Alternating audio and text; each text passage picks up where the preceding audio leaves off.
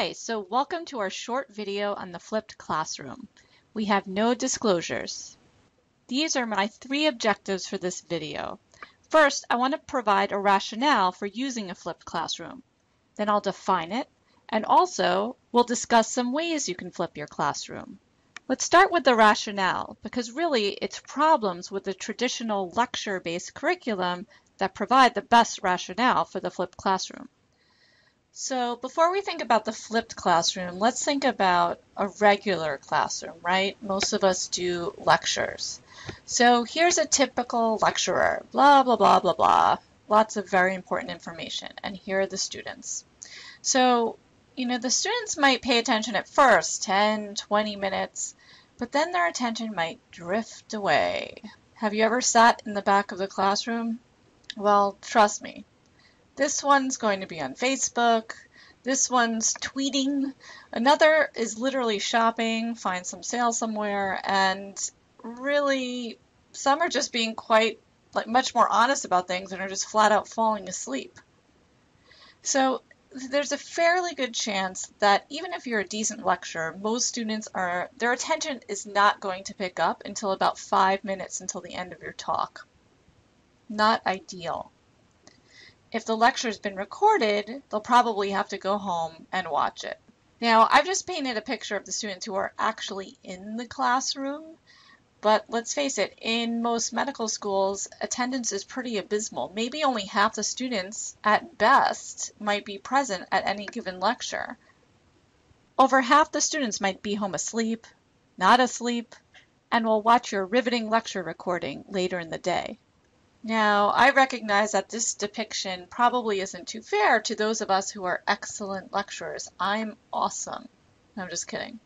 But essentially, the truth is that excellent lecturers are fairly rare commodities. Someone can be at the top of their field, but that doesn't mean they're actually a good lecturer. Some people read their slides, and that is boring beyond belief. Some are totally disorganized. Some might talk really fast, some way too slow, and some might actually have good slides, but the fonts are so small no one can even read them, so what's the point?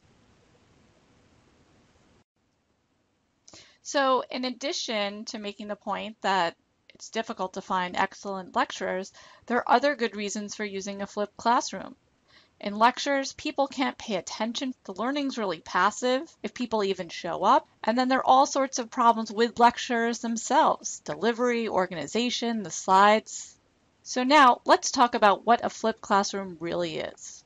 The flipped classroom is a really simple concept, and this is your typical model. Though first I'm going to start by describing the traditional classroom. The student comes to class and learns the facts in lecture. That's where he hears them for the first time. They are delivered by a lecturer and received by the student. The student then goes home, studies. He or she might figure out how to apply his or her knowledge to patient care, and maybe this will happen studying with peers, but surely will happen on an exam and eventually on the wards. In a flipped classroom, these learning events are shifted. The student first learns the facts at home on his own time. He then goes to class prepared with knowledge. Usually in the flipped classroom, this knowledge is tested either prior to or at the start of class. The students will then participate in an activity in the classroom where they must apply and integrate the facts that they've learned. Usually this activity is led by an expert or a facilitator. As you can imagine, the flipped classroom approach is more student-centric and less instructor-centric. The student has more control over the pace and more responsibility for the learning process. In this approach, students are required to come to class and come prepared. And because the in-class application activity is led by an expert, there may be a better understanding and assimilation of the material. So I argue that the flipped classroom model has the potential to be more effective and more efficient and result in better long-term retention of the material. So now we'll talk about some ways you can flip your classroom. Things should be divided up into the pre-class component and the in-class component. And before I said I think that you should have a very loose definition of what the flipped classroom is because there's so many different methods you can use to flip your classroom. So there are many options. In terms of your pre-class assignments, so the facts that you want to deliver your student, what you want them to learn and study, you have a lot of options. You could assign some textbook chapters, some review articles, assign a slide set you've previously developed, or some syllabus materials that you have already developed for your course. Even perhaps show a lecture recording that was recorded a previous year. You could be more ambitious and make a Khan Academy or other style homemade video. And then there are a lot of resources that are already available. There are online interactive learning modules. There may be other videos that have already been produced that you can use. Different academies might actually have learning modules on specific topics. Really, it depends what you want to teach, and that will dictate what you'll assign the students to study at home. As for what you decide to do in the classroom, you have a lot of options here as well. Two methods that are being explored at many schools are team-based learning, or TBL, and just-in-time teaching, or JIT. Both of these methods, they require readiness assurance because there'll be a short quiz, or quote-unquote readiness assurance test, administered prior to or at the beginning of class. That's to make sure the students are prepared.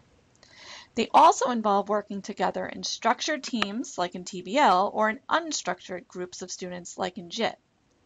In case you're not familiar with JIT, it essentially involves asking the students a question using ARS, and then if only, let's say, about 30 to 80% of the students answer correctly, asking them to find students who chose a different answer than they did, and then debate the correct answer. You then re-poll the students, and almost always they do better. Now, if on the initial poll everyone gets the answer right, you can just move on or ask a more difficult question. And if too few get it right, you can back up and do some teaching. But you can still flip your classroom just by simply questioning the students individually using ARS. You can go through several clinical vignettes and make the whole class time interactive in that way. So you don't have to employ peer-based teaching if you don't want to. In some situations, you might be fortunate enough to be able to use a simulation center. Oh, and I almost forgot. You can ask the students questions and then just have them simply pair and share. You don't even need to use ARS. So what I'd like you to take home here is that although you could use things like TBL or JIT to flip your classroom, you don't have to. You have a lot of flexibility.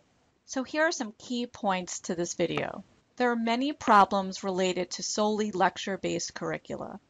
The flipped classroom requires preparation, operationalizes the facts for the students, and ultimately may result in a better learning experience. Instructors need to know that there are really a wide variety of options for both the pre-class delivery of facts and the in-class application exercises. Stay tuned for a short readiness assurance test.